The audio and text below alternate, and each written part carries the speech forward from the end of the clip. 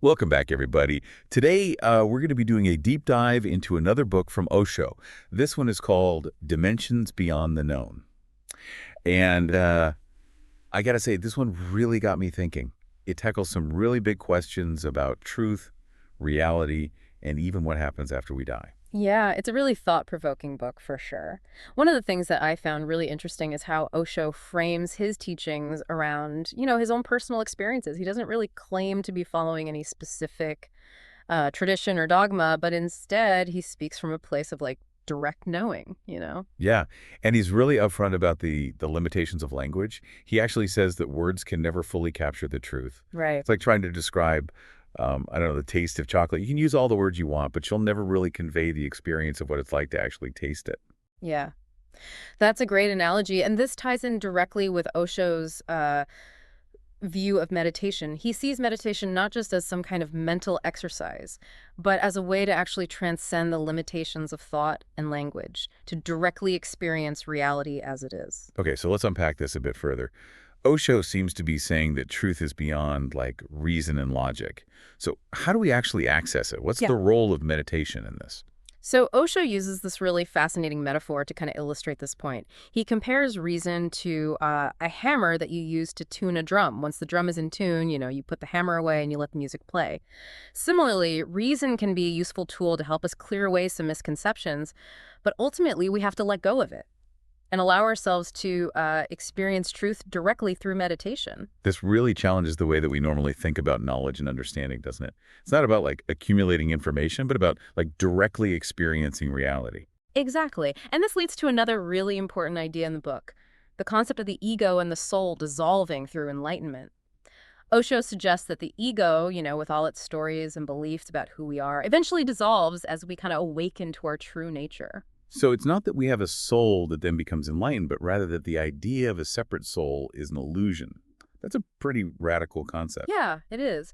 Osho says that even the idea of a soul is just like a construct, of the ego, a way of creating separation from the ultimate reality. He suggests that what remains after the ego dissolves is this pure being, a state of unbounded awareness, and it's beyond all concepts and limitations. This idea of pure being is really fascinating, but also a bit mind-boggling. How does Osho describe this state? Is it emptiness? Is it bliss?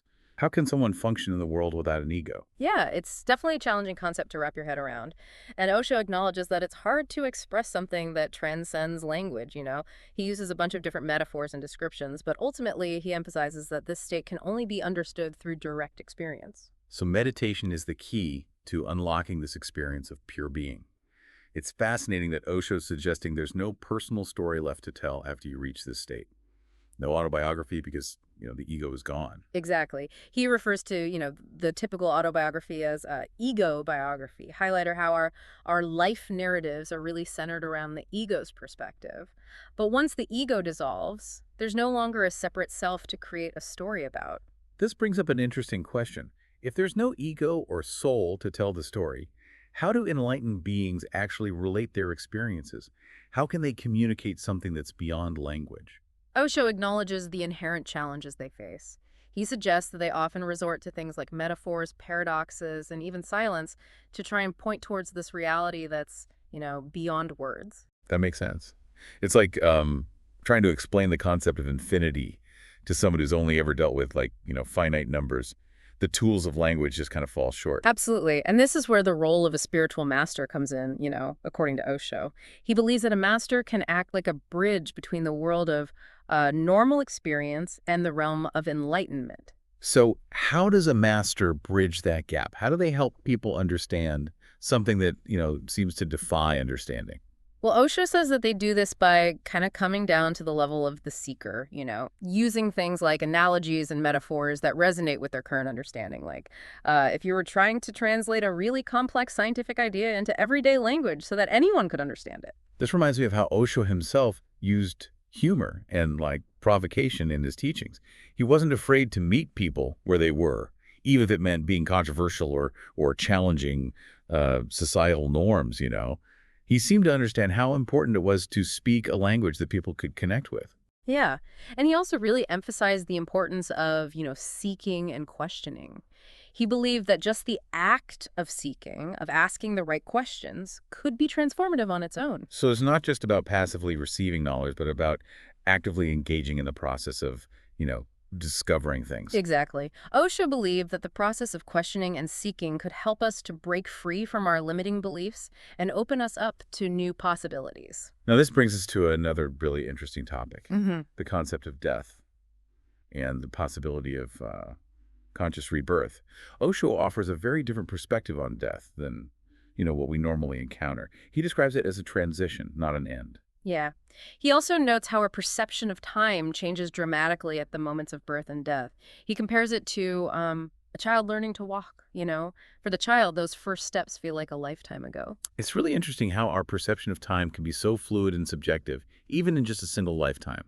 So how does this relate to Osho's view of death? He says that time, as we experience it in our bodies, just stops existing in that state between death and rebirth. He even claims that in this state, 700 years can feel like a single moment. That just blows our linear understanding of time out of the water. Mm. It makes you wonder about the nature of consciousness and how it might operate outside our physical limitations. And he even goes on to explain how he figured out, like, the time that passed between his past life and his current one. And he highlights this really fascinating idea of tracking time through the multiple births of people he knew in his past life. It's a complex idea, and it suggests a level of connection across lifetimes that's, it's really hard to grasp with our normal idea of time. Osho's approach to explaining these things is really interesting. He blends like personal stories with philosophical ideas and even uses, historical examples to make his points. Yeah. And he also doesn't shy away from talking about the potential challenges of remembering past lives. He suggests that, accessing those memories can be really traumatic if we're not ready for the intensity of that kind of experience. That makes sense. It's like being flooded with all these memories and emotions from a life we don't consciously remember. It could be really overwhelming. Exactly. He emphasizes that there needs to be a certain level of, inner preparation and maturity before those memories can be safely integrated. This leads us to this mind-blowing concept of conscious rebirth. Osho explains how enlightened beings, even though they don't have any need for further embodiment, they might actually choose to come back to this world to help others. Yeah. He even suggests that this choice could involve being born into, really challenging circumstances, like being born into poverty or illness as a way of serving those who are suffering. This is such a different way of looking at enlightenment than like the typical understanding of it as a state of individual liberation or escaping from suffering. Mm. Osho seems to be saying that true enlightenment might actually involve a profound level of compassion that goes beyond personal comfort and even personal identity. Yes. And he really emphasizes that this choice isn't driven by ego or, any sense of obligation. It's an act of pure love, and a desire to help others awaken to their own true nature. Osho uses a really powerful analogy to illustrate this point. He compares it to a king choosing to be born into a baiter's life just to help others on their spiritual journey. Yeah, it's a striking image, and it challenges our usual ideas about status and success. It suggests that true service goes beyond things like, social conventions and personal ambition. This whole idea of conscious rebirth raises so many questions, doesn't it? Mm. It makes you wonder about the possibilities of our own lives Mhm. and the choices we might make if we had the awareness to choose our next birth. Yeah, it is a fascinating concept to think about. What would motivate us to come back to this world? What kind of life would we want to create? And what kind of impact would we want to have on other people? These are all questions that Osho wants us to think about. Not necessarily to find, definite answers, but to deepen our understanding of ourselves and our place in the universe. This leads to another intriguing concept, the idea that enlightened beings communicate differently than how we normally understand communication. Yeah. Osho suggests that they might use a combination of methods, direct verbal communications, silence, and even unconventional actions to get their message across. He compares it to a master musician using a variety of different instruments to create a symphony. Right. Each instrument has its own unique sound and purpose, and together they create a harmonious whole. It's a beautiful analogy. So it's not just about the words themselves, but about the energy behind the words, the silences between the words, and even the actions that speak louder than words. Exactly. And that's where the idea of twilight language comes in. Osho suggests that enlightened beings often use this type of language, which kind of hints at deeper truth without actually, revealing them directly. So it's like a way of speaking that invites the listener to go beyond the surface meaning and explore the deeper layers of meaning. Precisely. It's kind of like a poet using symbolism and imagery to evoke a feeling or an idea without directly stating it. It's a fascinating concept. It suggests that language can be used in a way that points beyond itself to a reality that's beyond the grasp of words. Yeah. And Osho suggests that while this kind of language can be tricky to interpret, it can also be really rewarding because it makes us engage our intuition and think outside the box.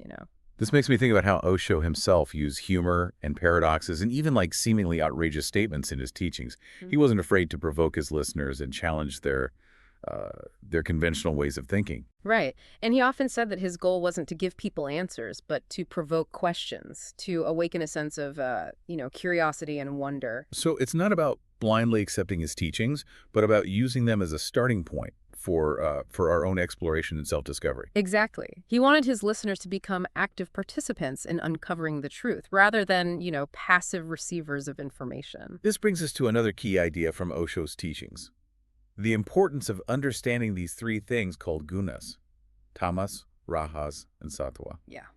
These three qualities, they represent inactivity, activity, and serenity. And they're fundamental forces that influence our behavior and experiences. Osho suggests that each of us has a unique combination of these gunas, and our personalities are, shaped by how they interact with each other. Yeah. And he emphasizes that the goal isn't to try and suppress any of these gunas, but to understand their influence and move beyond their limitations. It's like learning how to ride a bike. At first, it's hard to balance, but with practice, we get better at navigating all the different forces at play. Exactly. And Osho describes his own journey as a deliberate exploration and eventual transcendence of each guna. He talks about how he spent a period of his life completely immersed in inactivity, doing absolutely nothing. Then they moved into a phase of uh, intense activity, traveling all over the place and engaging these controversial debates. And finally, he settled into a state of serenity, withdrawing from all the external activities and focusing on inner peace. This journey through the three gunas, Osho suggests, is like a natural progression that can lead us to a state of balance and wholeness. Yeah. And he emphasizes that the key is to, stay aware of how these qualities are interacting in our own lives so that we can move beyond, their limitations. It's like a dancer moving through all these different tempos and rhythms. Right. Each tempo evokes a different feeling and expression, and Osho suggests that life is similar. We move through these different phases of activity and inactivity, passion and peace. This reminds me of something Osho said about the importance of living life fully and embracing all its experiences, both the good and the bad.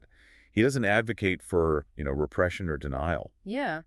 Instead, he encourages us to fully experience every moment, to allow ourselves to feel all of our emotions and to, learn from every experience. He even talks about how he went through a phase of really intense activity, traveling constantly, engaging in debates, and challenging social norms. And he explains that this was his way of exploring that rahasguna, the quality of activity. He suggests that by engaging so intensely with the world, he was able to go beyond the limitations of that guna and move into a state of greater serenity. Yeah, it's a fascinating perspective. It suggests that even our seemingly negative or challenging experiences can actually be, opportunities for growth and transformation. It's almost like a caterpillar needing to go through the darkness of a cocoon in order to transform into a butterfly. Exactly.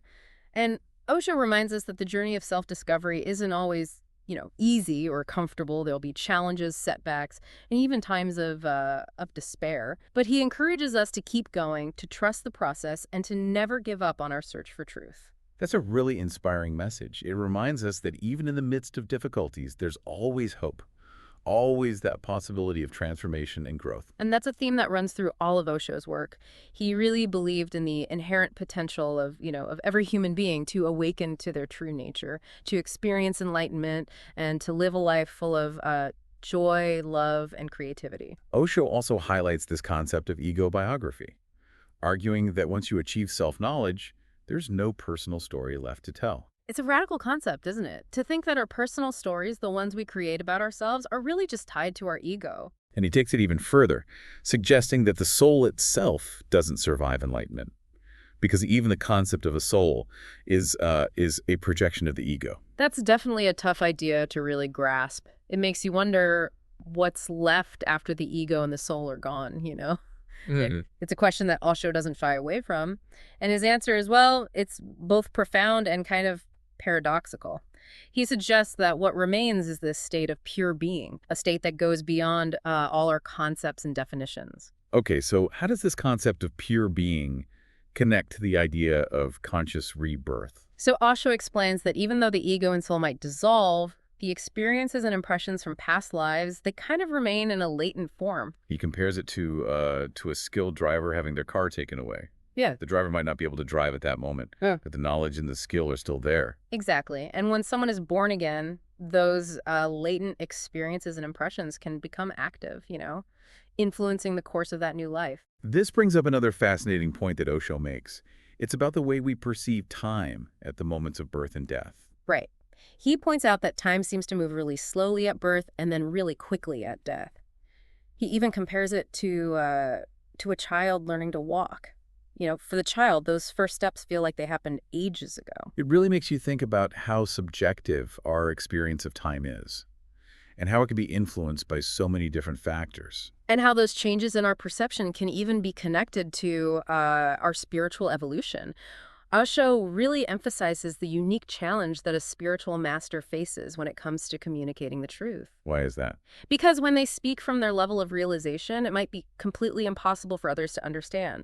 It's like trying to explain calculus to someone who hasn't even learned basic arithmetic. So how does a master overcome that challenge? By coming down to the level of the seeker, Hmm. using analogies and metaphors to bridge the gap in understanding.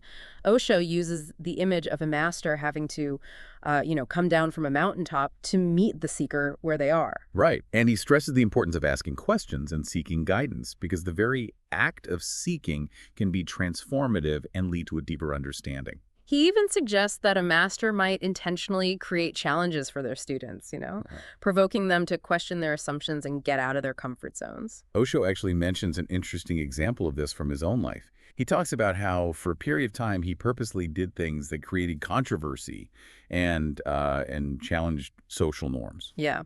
He explains that it was a way of pushing himself and others to face their limitations and go beyond, conventional thinking. It's a pretty radical approach. Yeah. But it really speaks to the transformative power of stepping outside our comfort zones. Now, let's talk about Osho's views on the role of a spiritual master. He believed that a real master doesn't force their beliefs or ideas onto others. Instead, they act as a catalyst, helping people to discover their own truth. He uses the analogy of a gardener. A good gardener doesn't force the plants to grow in a certain way. They create the right conditions for the plants to flourish naturally. And Osho suggests that a spiritual master does something similar. They create a space of love, acceptance, and understanding where people can explore their own potential. He also emphasizes the importance of trust in the relationship between a master and a student. Why is that? Because the journey of self-discovery can be challenging and even disorienting. Yeah. There will be moments of doubt, fear, and confusion. And he suggests that a strong bond of trust allows the student to surrender to the process, knowing that the master's there to guide and support them. He uses the analogy of a tightrope walker. A tightrope walker has to trust the rope completely to walk across.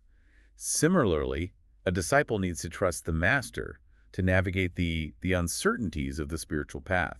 Osho also stresses the importance of questioning assumptions and challenging those beliefs we take for granted. He encourages us to look beyond just the surface of things, to dig deeper and uncover the hidden truths that lie beneath appearances. He uses the analogy of a treasure buried deep underground. To find the treasure, we need to dig through, layers of earth and rock. Similarly, to discover the truth, we need to excavate the depths of our own being. This leads us to a key aspect of Osho's teachings, the importance of meditation. He sees meditation not as some passive practice, but as a really dynamic process of self-transformation. Right. He suggests that through meditation, we can actually break free from the conditioning of the mind, those limiting beliefs and thought patterns that keep us trapped in suffering. He uses the analogy of a mirror that's covered in dust. To see our true reflection, we need to clean the mirror. And similarly, to experience our true nature, we need to clear out the clutter of the mind. And Osho offers all sorts of different meditation techniques, each designed to address specific aspects of our being. He encourages us to experiment and find the practices that resonate with us, the ones that help us connect to our inner stillness and peace. Now let's shift our focus to Osho's perspective on death and the possibility of, conscious rebirth. He views death not as the end, but as a transition, a movement from one state of being to another. And he suggests that with conscious awareness, we can go beyond the fear of death and embrace it as a natural part of life. He uses the analogy of a snake shedding its skin. The snake doesn't die when it sheds its skin. It just discards the old and emerges renewed. Similarly, in death, we shed our physical body and move on to a new form of existence. Osho also explores this really intriguing idea of conscious rebirth, the possibility of choosing our next life based on the level of spiritual realization we've reached in this life. He suggests that enlightened beings, even though they don't really need to be embodied anymore, might choose to come back and help others. He uses the analogy of a doctor who continues to practice medicine even after they retire. The doctor might not need to work, but they choose to continue serving others out of compassion. It's a beautiful image, illustrating the selfless nature of those who've transcended the limitations of, the ego. Yeah. This brings us to another fascinating aspect, the role of a spiritual master and the unique challenges they face. Right. Osho points out that a master's words, spoken from their level of realization, might seem completely baffling to others. He stresses that the master needs to come down to the seeker's level, Yeah. to use metaphors and analogies to bridge that gap in understanding. It's like trying to explain, advanced physics to someone who hasn't even learned basic algebra. Osho even mentions this intriguing idea of a master intentionally creating challenges for their students, Huh. provoking them to question their assumptions and step outside their comfort zones. Right. He explains that this is a way of, pushing them to confront their limitations and go beyond conventional ways of thinking. It's a pretty radical approach, but it really speaks to the transformative power of stepping outside our comfort zones. He also talks about this concept of twilight language, a way of speaking that hints at deeper truths without, explicitly spelling them out. He suggests that enlightened beings often use this type of language to awaken a sense of wonder and curiosity in their listeners. It's a bit like a poet using symbolism and imagery to evoke a feeling or an idea without directly stating it. It's a fascinating idea. It suggests that we can use language to point towards realities that are beyond words. Yeah. And he also reminds us that enlightened beings, those who've reached a high level of spiritual understanding, they don't operate the same way we do. They have a different understanding of time, a different perspective on life and death. He uses the analogy of a wave and the ocean. Right. The wave might think it's separate from the ocean, but it's ultimately a part of it. Similarly, an enlightened being might appear to be an individual, but ultimately they're one with this cosmic consciousness. This interconnectedness, the sense of oneness with everything, is a key part of Osho's teachings. Osho also notes that enlightened beings might choose to be born again, consciously, even though they don't really need to. He suggests that this choice is driven by compassion and a desire to help others on their spiritual journeys. And he emphasizes how this conscious birth comes with limitations. It's like choosing to live in a jail cell, even though you're free to roam the open sky. But this jail cell is a deliberate choice made to help others. He even gives the example of a king choosing to be born as a beggar, just to help others on their spiritual path. That's a powerful example. It shows that true service goes beyond what society considers normal and acceptable. He also reminds us that enlightened beings, those who've reached a high level of spiritual realization, they don't operate the same way that we do. They have a different understanding of time, a different perspective on life and death. Right. He uses that analogy of a wave and the ocean. The wave might think it's separate from the ocean, but it's always a part of it. In the same way, an enlightened being might appear to be an individual, but they're ultimately one with that cosmic consciousness. This interconnectedness, this sense of being one with everything, is a really important part of Osho's teachings. He also points out that enlightened beings often speak in a way that seems paradoxical. They simultaneously affirm and deny concepts that we hold dear. And he reminds us that their words shouldn't be taken literally, but rather as pointers towards a reality that goes beyond language. This brings us to this really interesting topic of how enlightened beings communicate, especially since they understand that truth is beyond language. Osho explores this in detail. He highlights this idea of these beings using a combination of methods: direct verbal communication, silence, even unconventional actions to convey their message. He suggests that it's kind of like a master musician, using different instruments to create a symphony. Each instrument has its own sound and purpose, and together they create a harmonious whole. Right. And he goes on to explore the nature of the soul and its connection to the ego. He even suggests that the very idea of a soul is ultimately just a projection of the ego. This raises a big question. Right. If the soul doesn't really exist, then what exactly experiences enlightenment? Osho tackles this by introducing the idea of a state that's beyond both ego and soul, a state of pure being that isn't bound by any concepts or limitations. That concept really challenges the way we normally think about enlightenment, doesn't it? It suggests that enlightenment isn't about becoming something or achieving some specific state, but about dissolving the illusion of separation and merging with ultimate reality. Exactly. And Osho reminds us that this realization can't be forced or grasped through intellectual effort. It's a process of letting go, surrendering to the flow of existence. This brings us to another. Intriguing aspect of Osho's teachings, the role of a spiritual master and, the challenges they face when they're trying to communicate their experience. Yeah. Osho points out that, if they speak from their level of realization, it might be totally impossible for others to understand. It's like trying to describe, like a beautiful sunset to someone who's been blind since birth. So how can a master actually bridge that gap? Well, Osho suggests that they use all sorts of methods like silence, paradoxical language, even things that we wouldn't expect to try and awaken a sense of wonder and curiosity in their students. He even talks about how a master might actually create challenges for their students on purpose. Push them to question what they believe and go beyond what they're comfortable with. Right. He says this can be a way to help them face their limitations and break free from conventional thinking.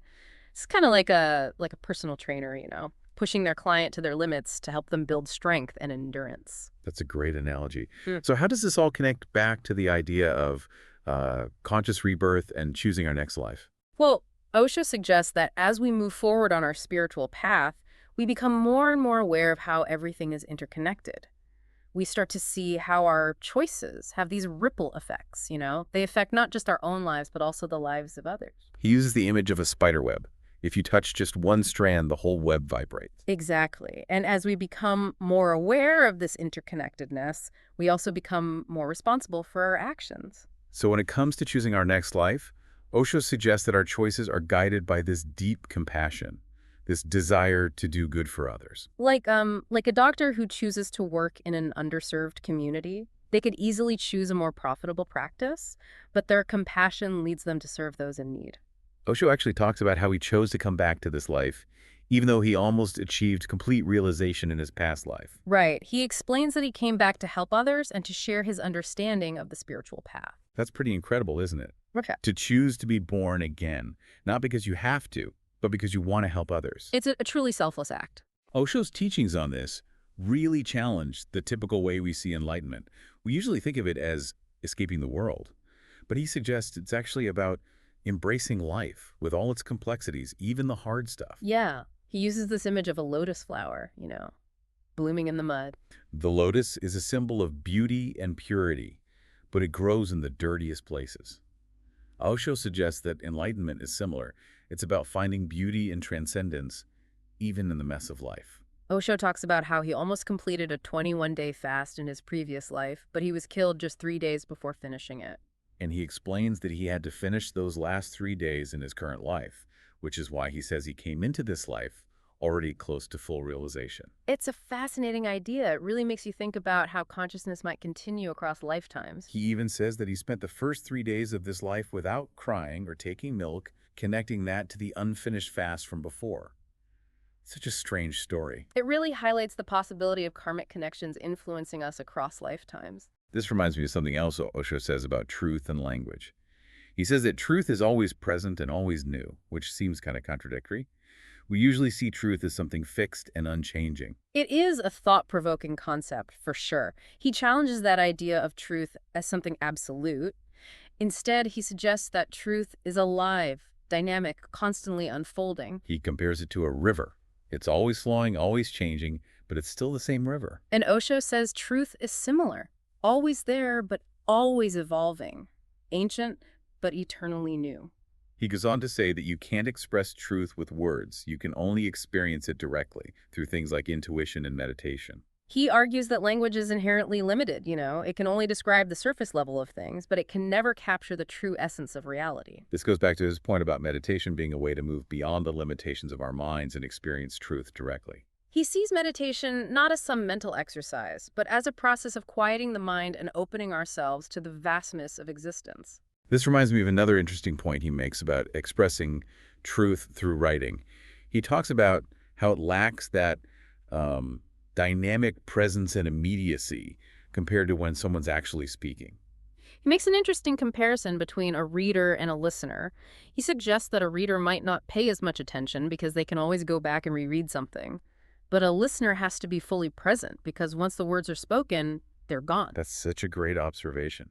It really speaks to the power of being present in the moment. He also explores this idea of autobiography being ego-biography, saying that once you have self-knowledge, there's no personal story left. It's a pretty radical idea to think that all our personal stories, everything we tell ourselves about who we are, is really just tied to our ego.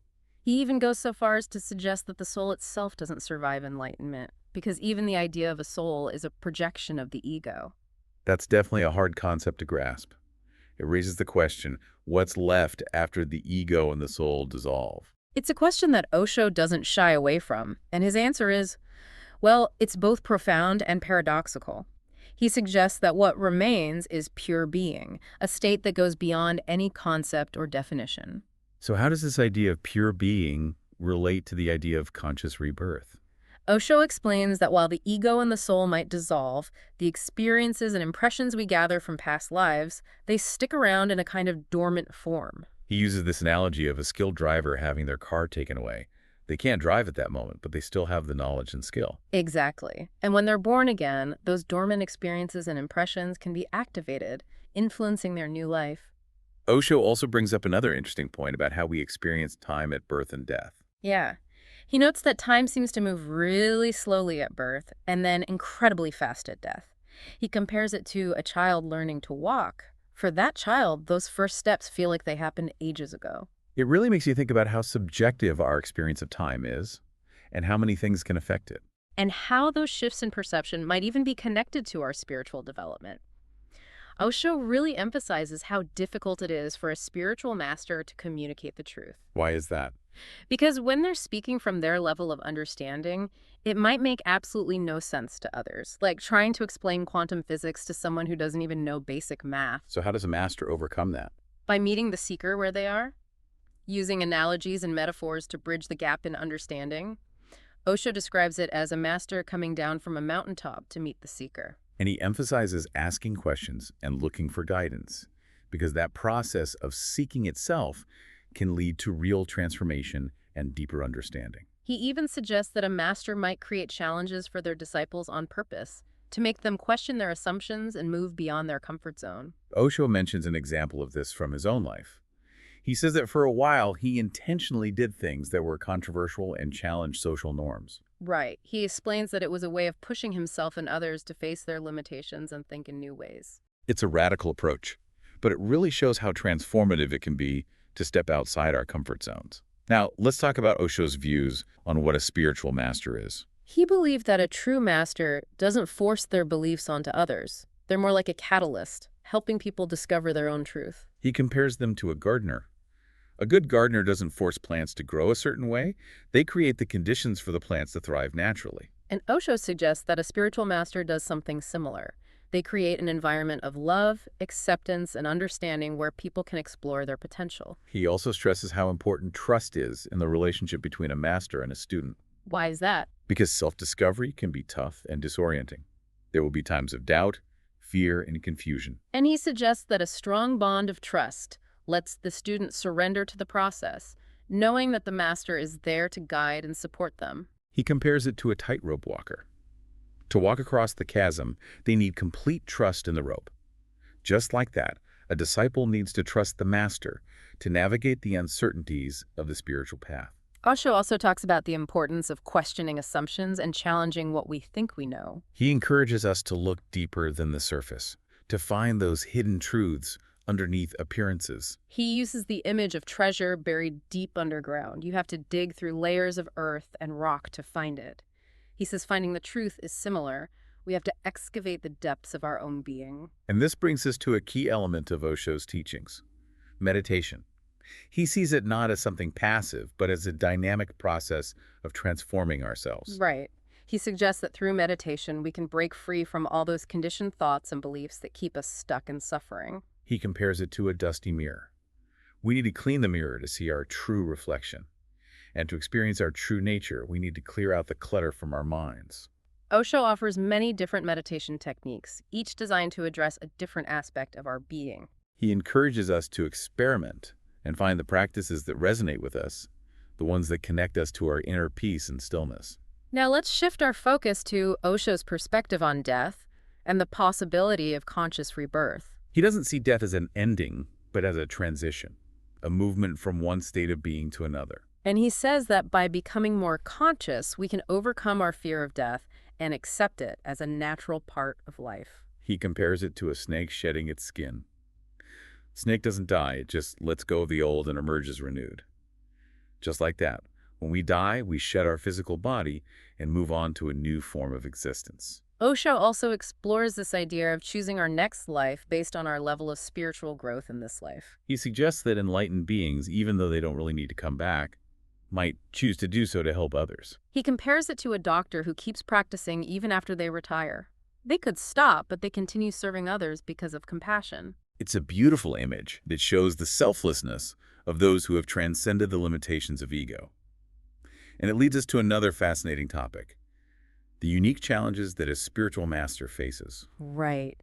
Osho points out that when a master speaks from their level of realization, their words might sound totally confusing to others.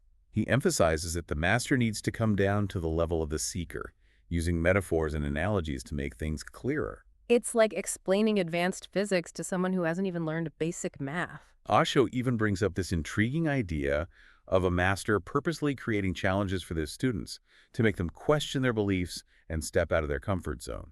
He says it's a way of pushing them to face their limitations and find new ways of thinking.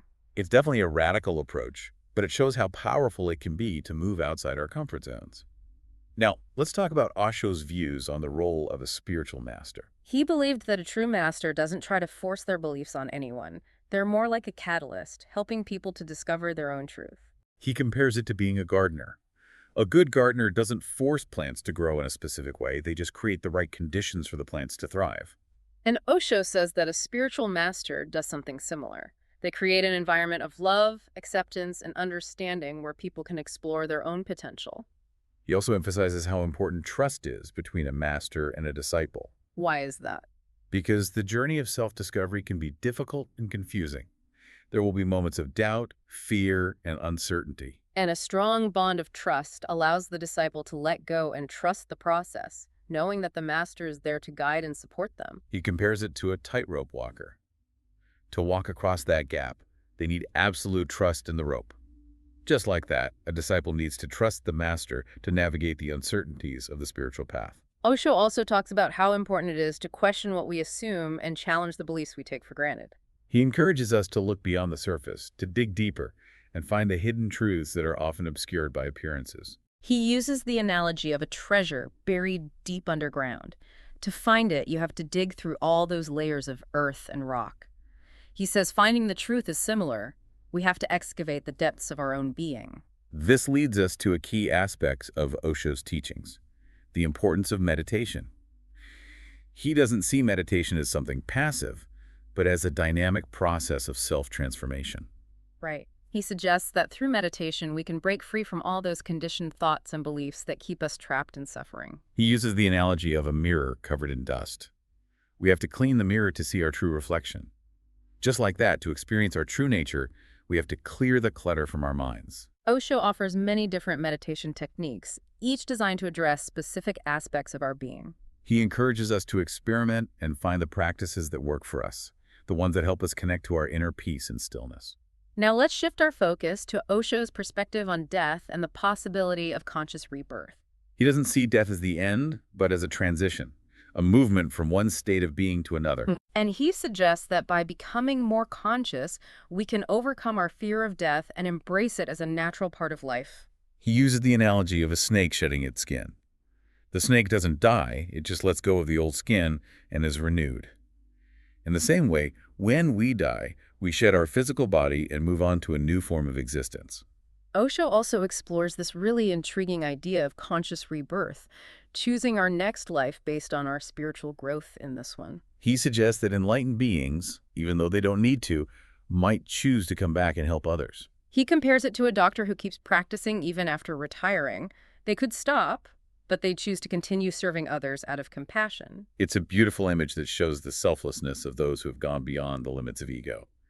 This brings us to another fascinating topic: the unique challenges that a spiritual master faces. Right. Osho points out that a master speaking from their level of realization might sound completely confusing to others. He stresses that the master has to come down to the seeker's level, using metaphors and analogies to help them understand. It's like trying to explain advanced physics to someone who doesn't even know basic math. Osho even brings up this intriguing idea that a master might purposely challenge their disciples to make them question their assumptions and go beyond their comfort zone. He explains that it's a way of pushing them to confront their limitations and think in new ways. It's definitely a radical approach, but it shows how transformative it can be to step outside our comfort zones. He also talks about twilight language, a way of speaking that hints at deeper truths without actually spelling them out. He says enlightened beings often use this kind of language to awaken a sense of wonder and curiosity in their listeners.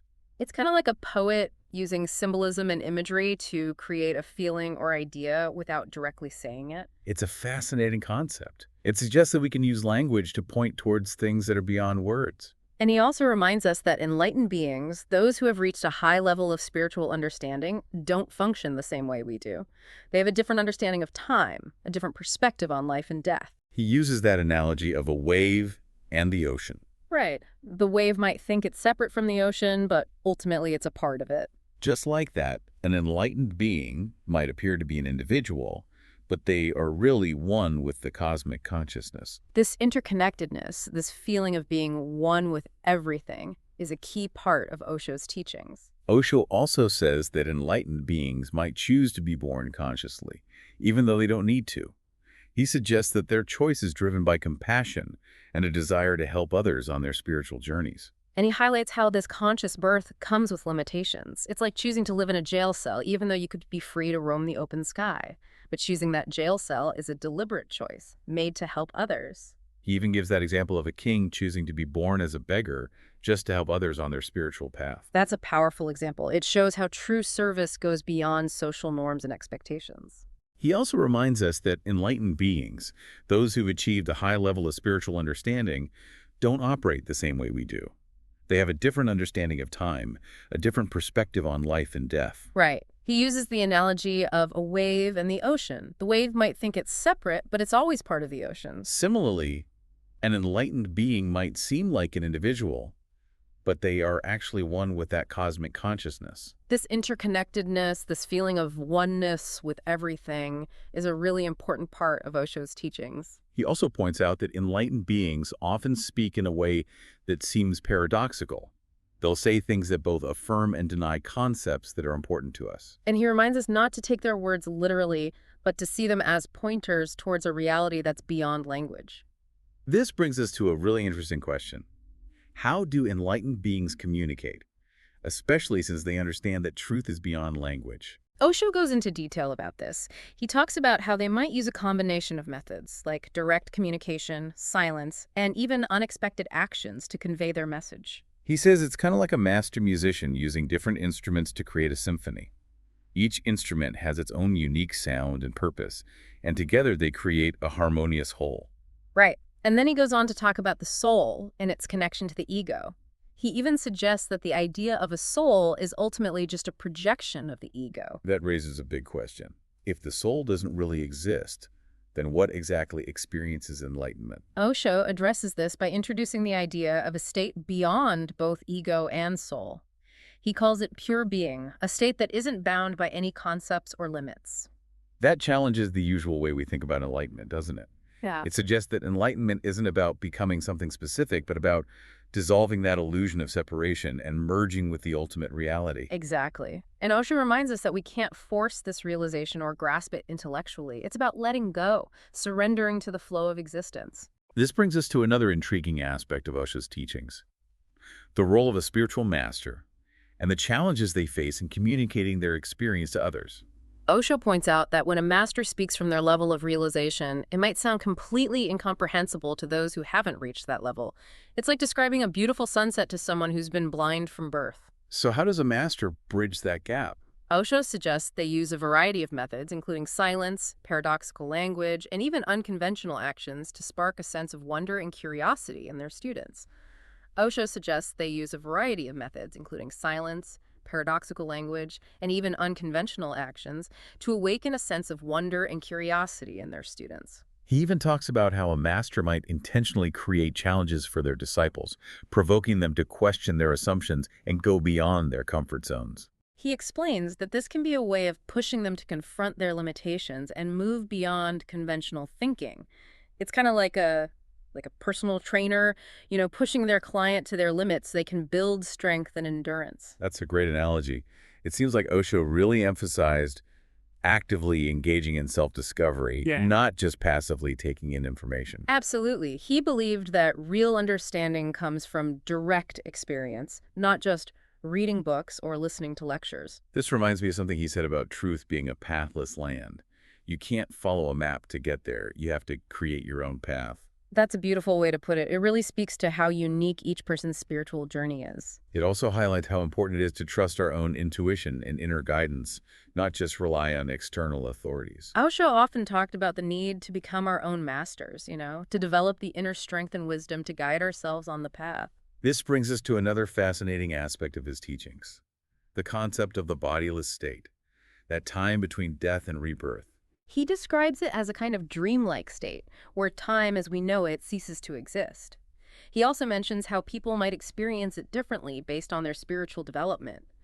Those who haven't done much inner work might find it confusing and disorienting, like a strange dream, while those who are more aware might experience it as blissful and liberating. It's interesting to think about how our inner state could affect something as profound as death. Osho suggests that our level of consciousness doesn't just disappear when we die, it continues to influence our experiences, even in that bodiless state. He mentions how some people might carry traumatic memories from past lives that affect their current life, suggesting that unresolved issues can actually carry over across lifetimes. That's a challenging idea, isn't it? It makes us consider a much bigger picture for our lives. It makes you wonder about the impact of past life experiences on our present challenges and triumphs. It also raises questions about karma and how our lives are interconnected across time and space. This brings us to another fascinating concept, the idea that certain individuals, especially those who are spiritually advanced, might be able to consciously choose their next life. Osho says this choice isn't driven by ego or personal desires, but by compassion and a desire to serve others. He even suggests that some enlightened beings might choose to be born into difficult situations, like poverty or illness, to help those who are suffering. That's a profound act of selflessness. It really shows the depth of compassion that can come from enlightenment. It also challenges us to think about living our own lives with more compassion and a willingness to help others. Osho reminds us that true enlightenment isn't about running away from the world or seeking personal liberation. It's about embracing all of life's complexities and using our understanding to help others. He even compares it to a skilled doctor who keeps practicing even after retiring. They might not need to work, but they choose to keep serving out of compassion and a sense of calling. That's a powerful image. It suggests that true fulfillment doesn't come from just satisfying ourselves, but from selfless service. Now, shifting gears a bit, Osho also delves into the realm of spiritual experiences.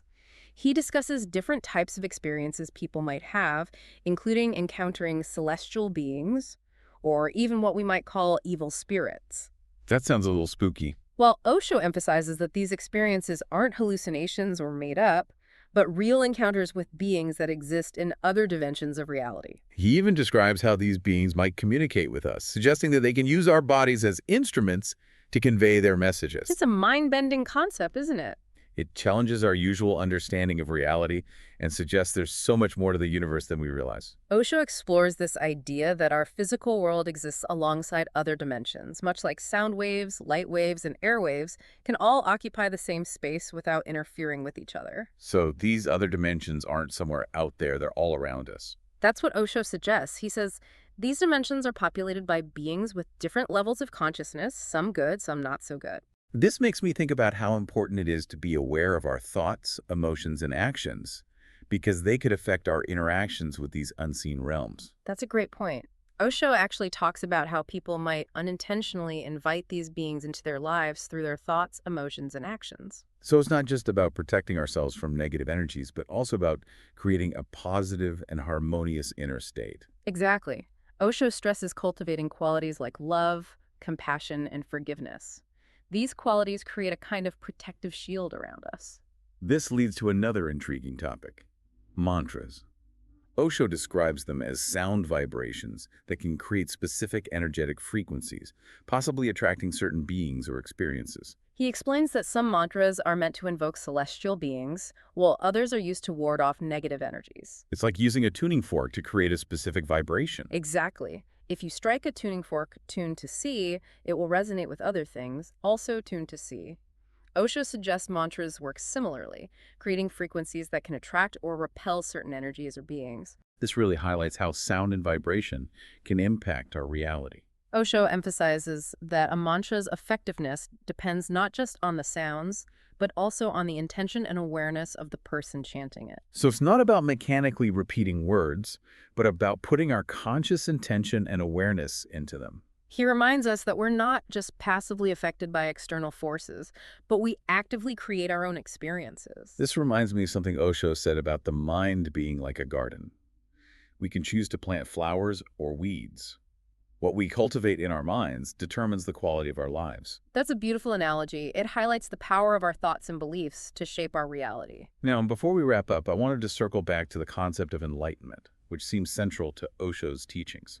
He suggests enlightenment isn't something you achieve through effort or striving. It's a state of being that happens naturally when all illusions and attachments are gone. So it's not something we can force or control. He compares it to waking up from a dream. We don't try to wake up, it just happens when the time is right. And Osho suggests enlightenment is similar. We don't achieve it through willpower, it just happens when we're ready. He emphasizes that self-discovery isn't about becoming someone different or reaching some special state.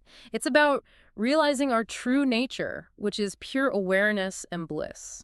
And that brings us to the end of our deep dive into Osho's dimensions beyond the known. It's been quite a journey exploring Osho's insights on truth, consciousness, and the nature of reality. We hope you found this exploration thought-provoking and insightful. And that it's inspired you to keep exploring, keep questioning, and keep diving deep into the mysteries of life. Until next time.